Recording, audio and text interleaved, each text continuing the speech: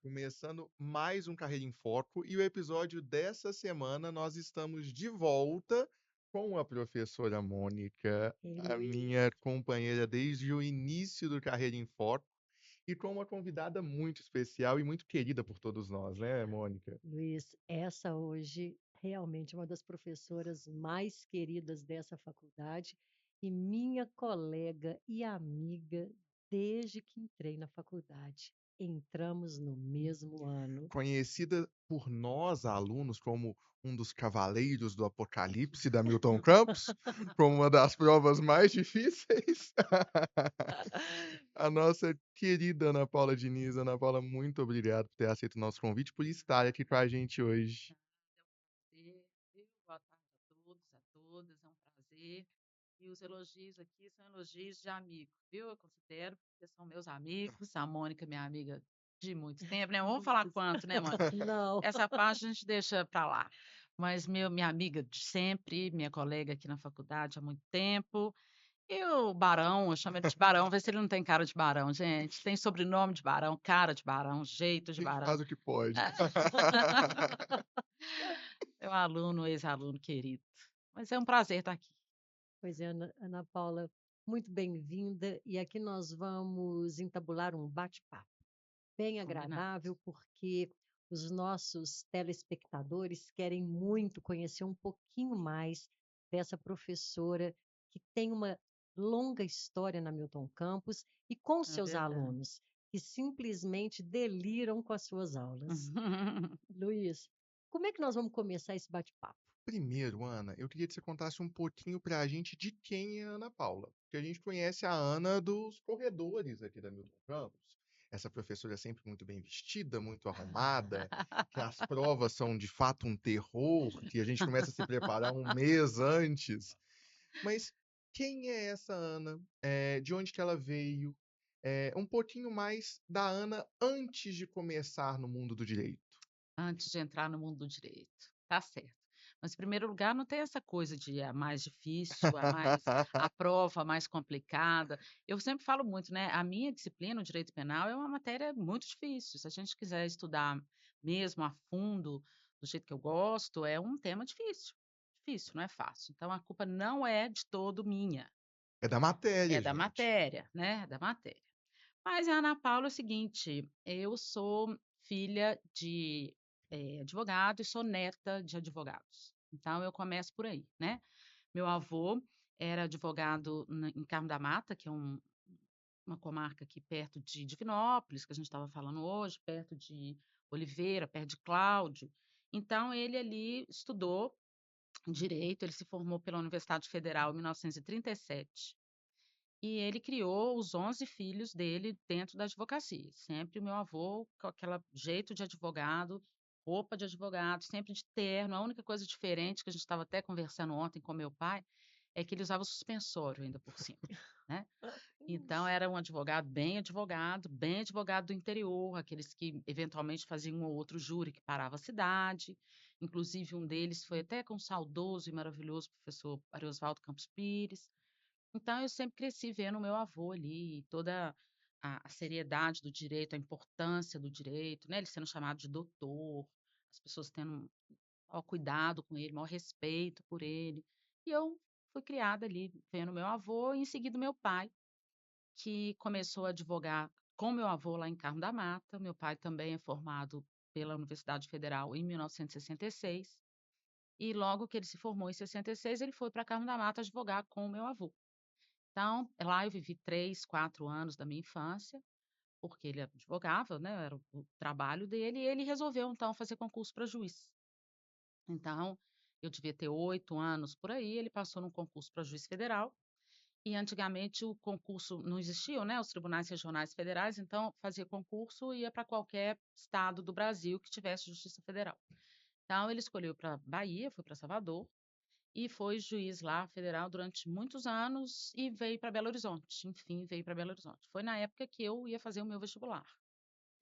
Então, eu passei aqui essa época da escolha da profissão com meu pai em casa, porque até então ele morava em Salvador, eu não, Vocês não né, tinham acompanhado seu pai. não tinha acompanhado no trabalho, né? Não ia na Sim. Justiça Federal. Mas É. você chegou a morar na Bahia? Essa que foi a minha Eu não, dúvida, se eu se não. você e seus irmãos teriam ido. Não, eu tenho até um problema que é a psicóloga que resolveu, psicanálise. Um problema de psicanálise, que foi o seguinte: quando meu pai passou no concurso, eu tinha 8 anos. E segundo ele, né, eu era uma ótima aluna, uma menina calma, Calma, tranquila. não é a mesma pessoa. Gente, mas eu até finjo. Porque se você olha bem pra mim, eu sou uma pessoa calma. Aí ele me deixou aqui com a minha avó. E falou: "Não, você vai ficar, continuar a estudar", porque isso era em agosto. "Eu não vou te transferir de escola agora em agosto, você vai ficar com a sua avó. E, no ano que vem, no início do ano que vem, a gente decide o que faz". E aí eu fiquei com a minha avó e ele alugou um apartamento em Salvador, que era um quarto e sala. Então ficava no quarto ele e a minha mãe, e na sala o meu irmão e a nossa tutora maior, que trabalhou com a gente a vida inteira, me criou e criou o Rodrigo, meu irmão. Foram todos e eu fiquei na casa da minha avó. Aí eu fiquei sem vê-los de agosto até dezembro. Aí minha mãe voltou, falou: "Eu não moro mais em Salvador, porque eu estou grávida do terceiro filho, eu não vou ter filho em Salvador". Então ela veio em dezembro daquele ano, 76, eu acho, tipo isso. Veio e retornou para Belo Horizonte. Aí a vida inteira eu fiquei lá na minha psicanalista, né. Será que ela voltou só porque estava grávida? Ah, Será que ela teria me deixado aqui com a minha avó para sempre? Porque o meu pai ficou em Salvador mais quase 10 anos, né. Então eu fiquei sempre tive essa pulga atrás da orelha. Será que eu teria ido para Salvador em algum momento? Ou será que eu ficaria aqui com a minha avó e o meu pai e os meus irmãos em São os Salvador? "e ses" que nos acompanham a vida toda, São os né, nossos esse monstrinhos, né. sim, exato. A sim. nossa imaginação que vale mais do que eu li uma frase outro dia maravilhosa de um autor francês que eu estou fazendo uma tradução, que ele fala o seguinte: "O nosso passado é imprevisível". Porque o que eu estou vivendo hoje eu sei, o meu passado tem muito de realidade, mas tem muito de ficção, né. Sim. Se eu contasse a mesma história, eu não posso contar para minha mãe, porque ela já é falecida, mas se eu contasse, ela ia me contar completamente diferente. Se eu falasse para o meu irmão desse episódio, ele ia me falar completamente diferente. O meu pai, então, é imprevisível o passado da gente. A gente acha que o passado aconteceu, a gente tem as verdades, mas não tem verdade nenhuma. Muita coisa é ficção. Talvez eles tivessem voltado, talvez eu tivesse ido, talvez realmente eu tivesse ficado, mas na minha cabeça, A A a realidade é realidade é ficção essa. da outra. minha cabeça, Foi aquilo que você criou naquele o que eu momento. criei. Então, hoje, olhando para o passado, ele é imprevisível. Eu não sei o que que eu vou fazer do meu passado. E pensando que amanhã, hoje, é o passado. O que que eu vou criar de hoje? Qual vai ser a minha Uma criação? grande amiga diria para você assim: "Abstraia, Abstraia. Só que eu não posso, uma escorpiana não abstrai. não abstrai". Não abstrai. Uma pisciana, sim. Tenho 2 filhas gêmeas Possível piscianas. possivelmente é mesmo. E falando em filhas gêmeas, essa é uma outra Gêmeas. parte da sua história Muito muito, É. muito interessante. interessante. Mas terminando, né, já que eu Isso. parei lá no meu pai, o meu pai então veio para Belo Horizonte 10 anos depois, que ficou em Salvador, e aí foi juiz federal aqui em Belo Horizonte e com a Constituição, em 88, 89, criaram os tribunais regionais federais, e aí ele foi promovido a desembargador federal, então ele foi para Brasília. Mas aí eu já tinha 18 anos, minha mãe não acompanhou, né, o meu irmão estava aqui, minha irmã também, e aí ficamos em Belo Horizonte. Mas desde que eu tenho uns 10 anos, que eu tinha uns 10 anos, eu falava: "Quero fazer direito, quero Mas com fazer essa influência direito", muito forte de um muito. Mas já com avô, de um 10 anos, pai. 10, muito pequena. muito pequena. E aí, por eliminação, assim, vou fazer o quê? Ciências, alguma coisa na biologia? Jamais, não nasci para isso. Alguma coisa exata? Tenho pavor. Eu brinco muito com os meus alunos, né, que eu não gosto do raciocínio cartesiano. O raciocínio óbvio, para mim, é muito É muito sem óbvio. graça, é muito óbvio. Mas se casou com um engenheiro, Casei né. com engenheiro, porque tem que dar, O né, o equilíbrio. peso e o contrapeso, né. Então eu falei: "Bom, é direito, vou fazer direito, vou fazer direito", e aí foi uma pressão enorme minha, que eu nunca tive pressão em casa, ninguém nunca me mandou estudar. Responsabilidade é uma coisa que eu nasci com ela, graças a Deus. Mas eu falei: "Bom, meu avô formou na federal, meu pai na federal, e eu na federal, tem outra opção". Eu não fiz nenhum outro vestibular. Não fiz PUC, não fiz Milton Campos, não fiz nada, é federal e azar. E aí emagreci 5 quilos, falei: "Vou morrer", fiquei magra, pele e osso, mas passei na federal e me formei na federal. né? Me formei lá, então tem meu pai, meu avô, eu, feliz da vida, formei lá. E quando eu me formei, eu trabalhava no escritório do Dr. Aristóteles Ateniense, Querido. infelizmente falecido também durante a pandemia. E eu trabalhei lá como estagiária e depois como advogada. Aí eu falei, gente, o escritório é do Dr. Aristóteles, ele tem filhos, né? Isso vai ficar, o legado vai ficar para os meninos, não para mim. Então, eu vou começar a fazer concurso. Então, eu parei com tudo. Meu pai tinha uma sala lá no centro da cidade. Eu, na época, tinha um namorado que me levava às 8 da manhã para essa sala e me buscava às 10 da noite. E eu levava um ticket de refeição. E então, isso significava que eu chegava lá às 8, estudava até meio-dia. Meio-dia eu saía, comia alguma coisa com o ticket de refeição. E ele me buscava às 10. Eu não tinha dinheiro nem de ônibus para voltar. Porque eu me obrigava a ficar ali durante esse tempo, de segunda a sexta, estudando sem Estudando. parar, né? Sábado e domingo eu estudava em casa, mas de segunda a sexta fiquei ali estudando sem parar, sem parar. E aí eu costumo falar, né, que aí apareceu o direito penal, porque eu queria ser promotora de justiça. Eu escolhi até a comarca que eu queria, né? Quero ser promotora, quero ser promotora, quero ser promotora, e fiz o primeiro concurso e bomba em direito penal. Gente, direito penal existe? Eu trabalho no escritório do doutor Aristóteles, não tem nada de direito penal, ninguém mexe com isso, uma matéria estranha. Tanto que é o Matéria. paradigma do direito, todo mundo brinca, que você entra na faculdade apaixonado pelo direito penal, mas sai casado com Eu direito nem civil. apaixonei com direito penal na faculdade. Não existia isso. Não existia. Eu gostava de mandado de segurança. Gostava de. Eu ia muito mais para o direito administrativo, talvez, do que para o direito penal. Aí eu falei, Que nossa senhora, novidade. então tem que estudar essa porcaria desse negócio aí. Como é que faz para estudar? Aí fui lá e vi que na parte geral eu estudava pelo Damaso, na parte especial pelo Mirabete, na época. Então, estudei aqueles livros que eu não conheci na faculdade, que eu conheci só os clássicos, Aníbal Bruno. Aí, estudei, fiz prova, segundo concurso, bomba em direito penal. Falei, mas o que é isso? Não, então eu vou me dedicar mais a esse direito penal. Aí eu tenho, no mínimo, uns 10 volumes de livro escrito à mão, copiado, fazendo resumo do direito penal, porque eu não aprendi aquela matéria, né? Aí fui fazer outro concurso, primeira fase, segunda fase, bomba na terceira, em direito penal. Falei, não, então eu vou parar com essa brincadeira, porque o problema não é o direito penal, o problema sou eu. O problema é cognitivo, não é possível. Parei de fazer concurso, falei, agora vou fazer mestrado. Quero ver se eu não vou aprender. E aí, fiz mestrado para federal, fiz concurso para mestrado, passei no concurso do mestrado e cursei os 2 anos de mestrado na UFMG. Nesse intervalo, né, primeira coisa, comecei a adorar o direito penal, coisa melhor da vida. Não existe nada melhor, nada, nem chocolate. Nem chocolate? Nem. Tô vendo umas séries novas agora, Você continua no que eu fico psicanalista. até Por quê? 3 da manhã. Não, Não, porque. psicanalista me deixou. Psicanalista me deixou, falou, pode ir, tá livre.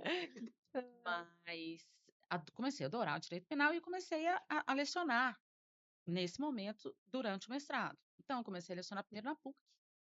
E na época que eu comecei a lecionar, a gente fazia concurso para ser professor. Então, fiz concurso para a PUC, fiz concurso para o FUMEC. E aqui não, aqui a professora Sônia Diniz me convidou. Parece que um professor tinha pedido licença, ou tinha se aposentado, não sei. Ela me chamou para dar aula de prática aqui. Aí eu comecei a dar aula aqui. Comecei primeiro na PUC, né? PUC Betim, na época. Dei 2 anos de aula na PUC de Betim e aí concomitantemente aqui com a Milton Campos. Aí, quando a gente começa a passar nos concursos, né? A gente passa em vários. O Ministério Público não, porque não me quiseram. Já falei para o Epaminondas, você não me quis como promotora de justiça, então eu não fui. Aliás, eu acho que até porque eu não tenho perfil mesmo. Não gosto de acusar ninguém. Realmente foi uma sorte não ter passado, porque eu não sei se eu teria o perfil de promotora de justiça. Mas aí eu passei em vários outros e escolhi a Procuradoria do Estado porque eu podia advogar, né? É um concurso que até hoje eu posso advogar quando eu quiser. E além da Procuradoria, eu dava aula aqui e dava aula na PUC. Deixei a PUC, então, E manteve a Milton Campos. mantive a Milton Campos com a Procuradoria. Ana, mas voltando um pouco para essa parte não tão profissional, mas vocacional do direito. A gente tem na sua vida essa inspiração muito forte de um avô advogado, de um pai advogado e posteriormente juiz federal. e hoje você é inspiração na sua casa também. Uhum. Como que você está vendo isso para gerações futuras, assim, além das suas filhas ou seus sobrinhos, ou então outras gerações que estão vindo que te têm como inspiração? Já tem isso? É interessante você falar isso, porque eu tenho 2 meninas gêmeas, né. A Mônica me conhece aqui antes disso, eu falava assim: "Não vou ter filho, não vou, não vou. Eu gosto de estudar, eu gosto de viajar, não vou ter filho". Aí um dia eu falei: "Vou ter então, gente, vão ter, tem que ter, vão ter". Aí tive 2, gente, não fiz tratamento, fiz nada, E gêmeas, 2 gêmeas. Aí me ótimas. aparecem as 2 menininhas ótimas, são Nascidas são mesmo em ótimas. que data? Nossa, elas têm, tadinhas, 3 traumas, não sei qual que é pior. Primeiro são gêmeas, né, já é uma coisa Gêmeas. diferente. Segundo, nasceram 29 de fevereiro. Eu tinha que fazer isso, né, tinha que ser eu mesmo. E terceiro, nasceram aqui no Vila da Serra.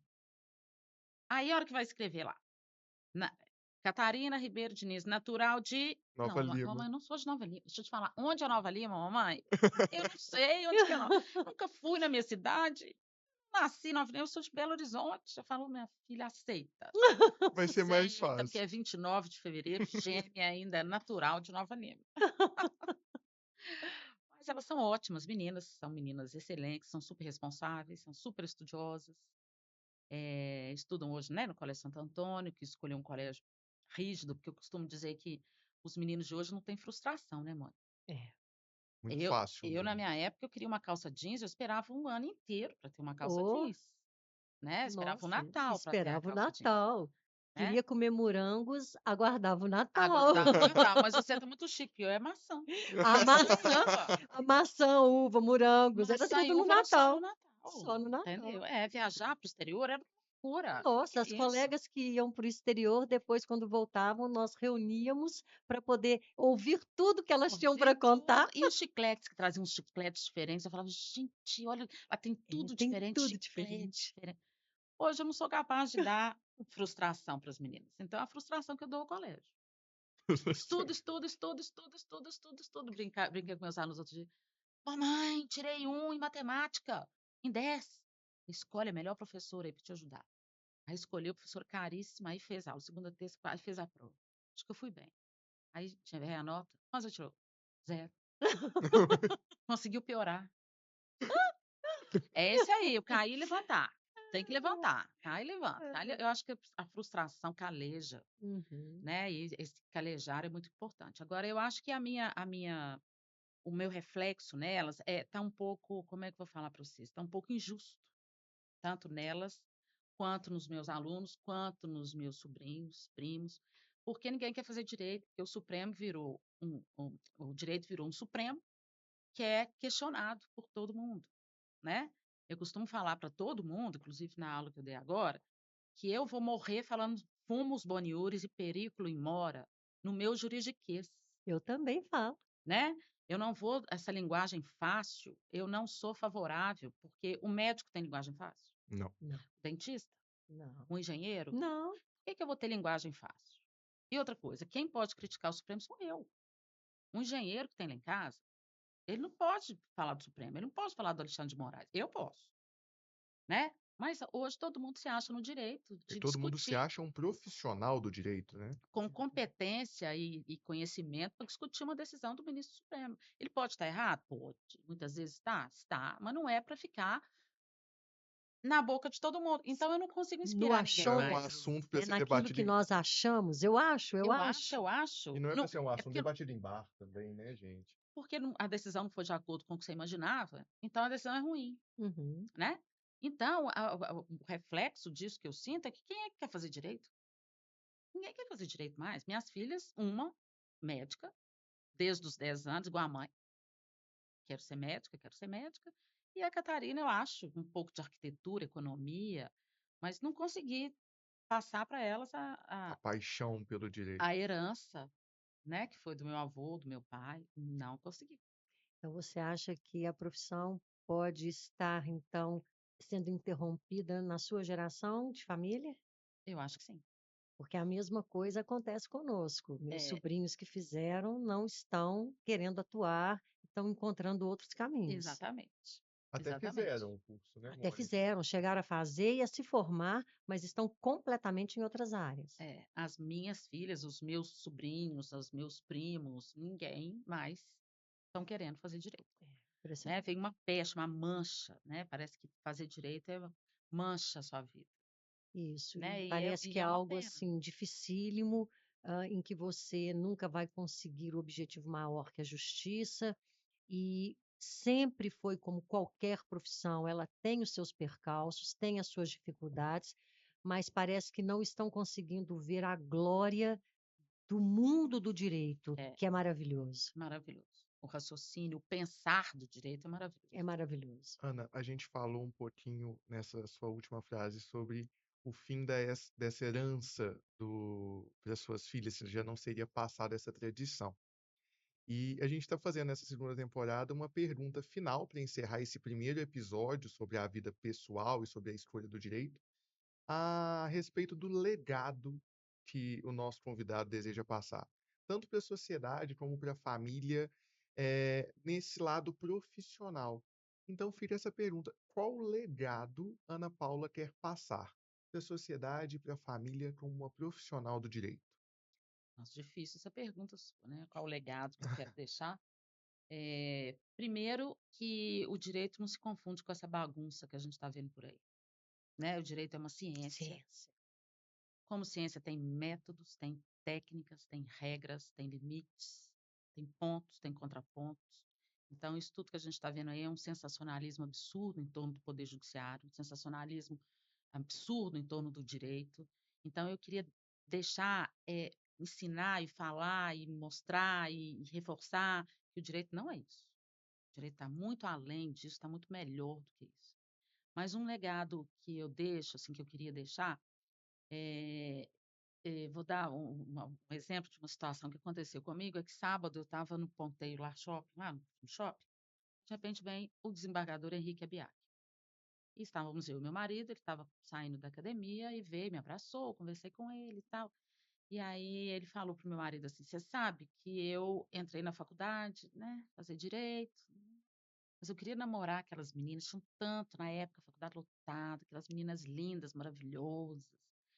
Mas, e, né, via tanto de matéria, via de tudo e tal, mas a hora que eu cheguei na aula da Ana Paula, eu falei, peraí, que tem que prestar atenção. Peraí, peraí, tem alguma coisa diferente nesse negócio aí. Peraí, eu acho que eu vou, nessa aí, se eu não me dedicar, eu tô muito ferrado. Então, se dedicou, e como eu, se apaixonou, e como eu, seguiu a área do direito penal, e Enorme. hoje é desembargador na Câmara Criminal do Criminal. Tribunal de Justiça. É um autor de vários livros, fez mestrado, fez doutorado, foi para Sevilha, e eu falo, gente, será que eu toquei o Henrique, Com certeza. né? Porque tem alguns alunos que a gente toca de uma maneira irreversível, né? Para o lado do bem e para o lado do mal. Se eu puder tocar os alunos, se eu puder deixar isso como legado, presta atenção, porque isso não é brincadeira, presta atenção, porque isso aqui é legal, presta atenção, porque você pode crescer aqui. O direito não é isso que a mídia muitas vezes faz do direito, não é esse bicho-papão, né? Que a gente escuta todos os dias aí no rádio, na televisão, etc., pelos meios de comunicação. Acho que esse que é o legado, até para as minhas filhas, né? Quando elas olham o meu escritório lotado de livro, eu queria muito que elas pensassem assim, gente, minha mãe estudou uma coisa legal. Talvez não seja a minha, né? Talvez não seja o que eu gosto, minha tendência, meu jeito, mas ela fez uma coisa bacana. E o direito penal é Muito muito bom. bacana. E o direito penal, né, gente?